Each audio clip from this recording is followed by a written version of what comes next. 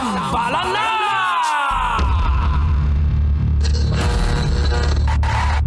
Ang tambalang kumikinang. Coliala and Diego Bandido.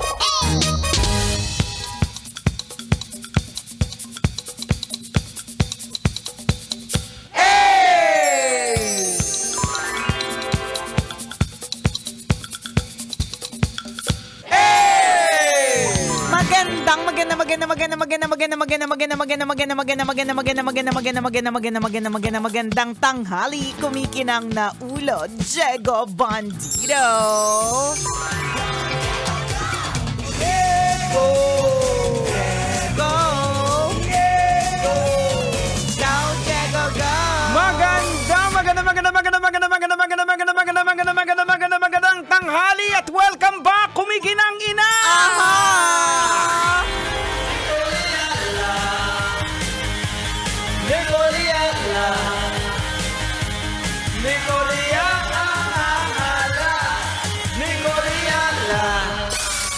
Kapag ka nawala ka na matagal, parang ang hirap bumalik sa... Kamusta ang pakiramdam? Ay, naku, nakakaloka. Parang ang hirap bumalik sa sa normal na sitwasyon kapag ka matagal kang nawala. Oo. Diba? Hindi naman tayo masyado nakaka-relate lagi sa mga ganitong klaseng setup. Kasi kadalasan kapag ka tayo ay nagli-leave, kunwari, hindi naman tayo nagli-leave ng matagal eh. Oo. Kasi wala naman tayong perang madami. Correct. Para mag-leave at magbakasyon ng matagal. So first time ko na-experience na nag-sick leave ng matagal. Actually, sick leave pa rin po ako talaga eh, sa totoo lang. Kaya lang sabi ko, parang nababaliw na talaga ako. Teka na, papasok ako isang araw. Ganyan. Pero bouncing back, kapag kami nagtatanong sa akin kung kumusta ako, ang sinasabi ko lang naman nagtatry maging ayos at magbalik sa normal. Although meron akong sariling new normal na now eh. Ramdam ko na talaga yung new normal na meron talagang parte ng katawan ko na nawala at yung parte ng katawan na yun na nawala, meron talaga siyang function. Lahat talaga pala ng parte ng katawan natin, ultimo hinliliit, ultimo kalyo, meron po talagang dahilan. Kapag nawala yun, ramdam natin yung yung pagkukulang. Parang may kulang. Pero in fairness, sa boses mo ngayon, pinapakinggan ko, bumabalik na dati kasi di ba after the operation, ang sikip. Medyo mabase. Ngayon, medyo na siya kahit pa paano. Normal na siya. Kasi meron na siyang meron ng in time naman, yun lang siguro yung gusto nating paulit-ulit na sabihin. Ano man po yung pinagdadaanan, in time, it will be okay. Yan, babalik siya sa normal. Hindi siya the same way kung ano man meron. Pero alam naman natin for the better yan. Oo, lagi naman. Mahirap lang talagang intindihin kung paano, bakit nangyayari ang mga bagay-bagay. Pero for the better. So katulad naman nangyayari ngayon sa politika. Ay, naku, may sasabihin po sila. Wala akong sasabihin. Anong opinion mo? Wala akong sasabihin. Siguro, ang sasabihin ko lang, invested lang ako sa pagnood kasi ngayon lang ako nagkaroon ng oras. Kasi dati talaga, una, kasabay siya ng trabaho natin. Tapos madami tayong ibang ginagawa, diba? Kaya lang nakasiklib kasi ko.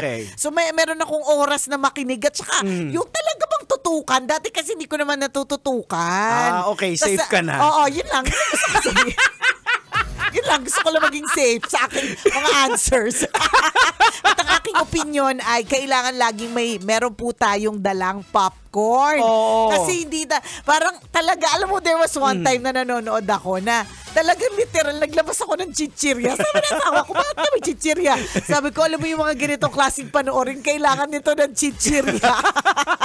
Pero alam mo, ako personally ramdam ko yung galit ng tao. Kasi, kailan ba yun? Ng isang araw, lumabas kami, pumunta kami. Safe ba yung sasabihin mo? Baka mamaya. Safe naman daw. Go. Sabi ko, kuya, kamusta naman ang biyahe nyo dito? Yung mga sa Toda kasi. Sabi niya, sir, nadali. Ang sagot sa akin, sir, nadali tayo sa flood control. Sabi ko, bumabaha ba dito? Hindi, sir. Yung mga kawatan. Sabi ko, di sir, ipag-pray natin. Hindi sir, dapat mamatay na sila. Ay, grabe. Yun ang sagot. Yun ang sinabi. Alam mo yung tumatagos Galit na talaga. na. Galit Ramdam mo, na. sa ground galit sila. Galit na sila.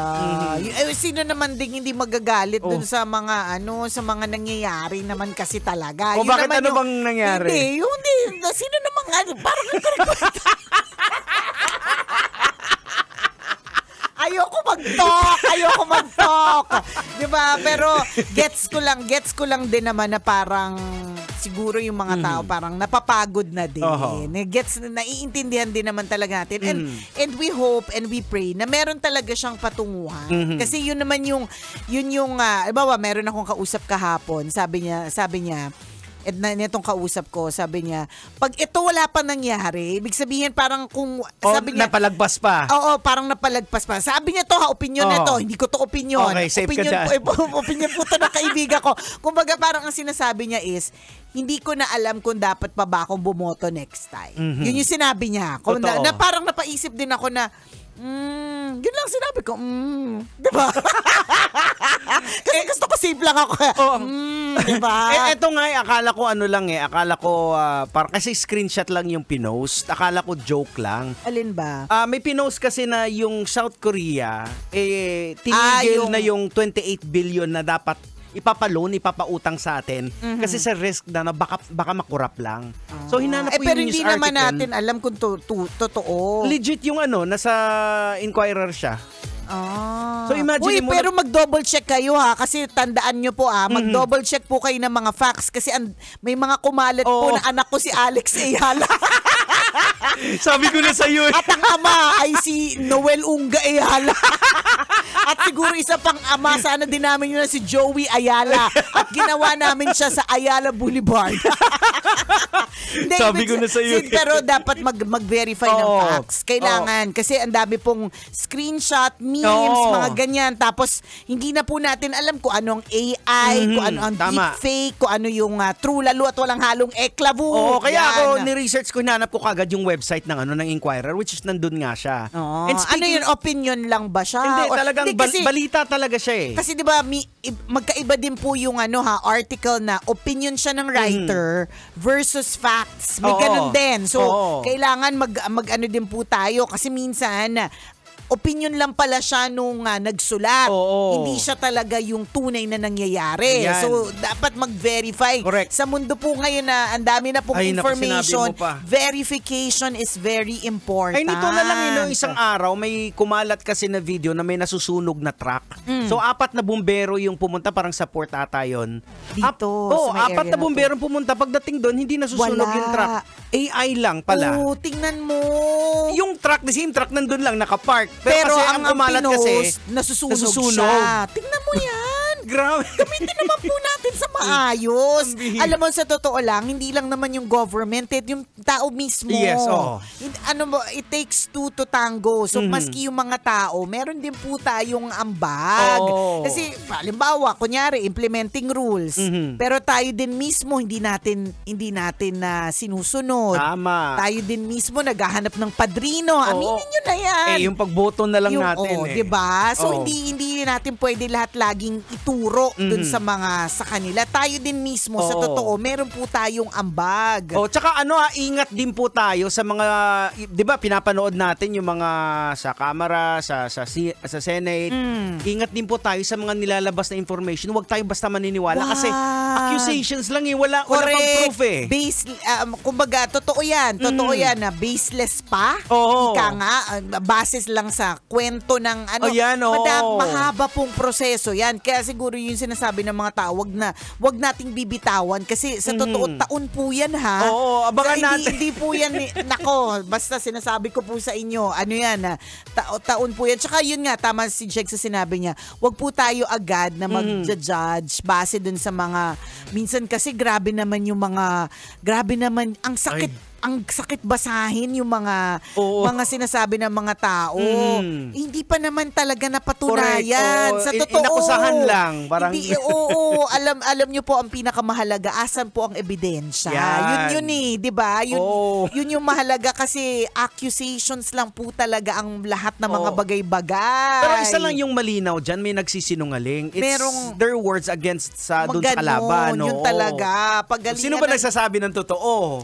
Alam mo, pagalingan ng lawyer tsaka pagalingan ng ng guardian angel. Ayan. Patibayan ng vitamin. Oo, tsaka ingat po tayo kasi play out to ng narrative Kung sinong magaling ng paint ng narrative, Ng yung kwento. optics sa media, nagagamit din yung media sa social media. Correct. Yun ang paniniwalaan. Oo. Kaya dapat maging Basta matanglawin din matanglawin tayo. talaga tayo. Maging talaga tayo, extra vigilant. Ayan. Yan. Tapos wag lang basta bottom line is wag basta pong naniniwala. Correct. Lalong-lalo na kung tayo po ay ang limitado lang din yung kaalaman natin, 'di ba? Tapos galit na galit Ang dami tayo. ng Ang dami na analyst. nating analyst. Napakagaling ng lahat. May mga nababasa pa ako na may ambag naman pala kami sa kayamanan ninyo, 'di ba? Yung mga ganun ba? Hindi natin alam, hindi natin sigurado. Pero ang gets natin, katulad ng kwento mo kanina dun sa mga nakausap mo na Toda, 'di ba? Nagagalit na din yung mga tao. Yan yung isa sa malinaw. So maganda na din siyang maganda na hindi. Maganda kasi at least now hindi na tayo bulag-bulag. Oo, kasi dati parang nag-iisip na din tayo. kinikibit-balikat lang natin. Oo, Kasi hayaan ang mo na. napag-uusapan, milyon lang. Ngayon imaginein mo, bilyon na yung Yung nawawala. pinag-uusapan, 'di ba? So yun yung mga ganyan, maging extra vigilant na lang din po talaga tayo. Oo. At pagdasal po natin Yan, talaga. ang prayers importante talaga yan. Oo, Na- pagdasal po natin yung bansa natin na malagpasan po natin itong mga pagsubok Oo. na ito at maisaayos. Correct. At mailagay sa tama. Tsaka managot yung totoong may kasalanan. Kasi posible din kasi pwedeng, again, it's a battle of narratives din talaga. Their word against others hey, laglagan na nga Alam mo, nakaka-cringe talaga yung parang, nagkalaglagan. Pero alam mo, at the end of it all, Jegs, yan talaga ang life Oo. You will save your own. Yun talaga yung masaklap. Ako ilang beses ko na nakita yan sa buhay ko na kapag panahon na pala ng gipitan, laglagan na pala talaga. At which nangyari, sa'yo, talaga. diba? Oo, Personal experience, personal diba? experience na, kapag na pala, laglagan na pala, as in bitawan. Oo. Bitawan nangyayari. Bahala kayo dyan, At ganun. nangyayari po talaga yan. Ayan. Yun yung masaklap na katotohanan that we can learn from it, mga kabisyo, na pipiliin din po natin yung mga taong itatrust natin. Yan, totoo. Siguro kung meron akong isang napulot dito, maganda din talaga na i-documentan lahat. Yan. May resibo. May resibo, Yan. correct. At Importante. magagamit natin to hindi lang sa politika, mga kabisyo, sa buhay po natin. Kapag ka may resibo ka, meron ka ebidensya na, hindi ko sinabi na si Kumars ang kumuha nung prutas mo at Ayan. namulot ng di ba? Maniwala kayo sa taong laging nai-scam. Sa true lalo at halong ekra mo, kabisyo. Kasi kung ikaw naman yung pure naman yung heart mo, magtitiwala ka, may mga tao pa rin talaga na abuso. Na manloloko. Kaya kailangan Tama. may resibo. Alright mga kabisyo, oras natin 12:39. Ako pong kumikinang na ulo, Diego At Bandido. ako kumikinang ina mo, Nicole Yala. Kailangan pa bang i-memorize yan? Basic!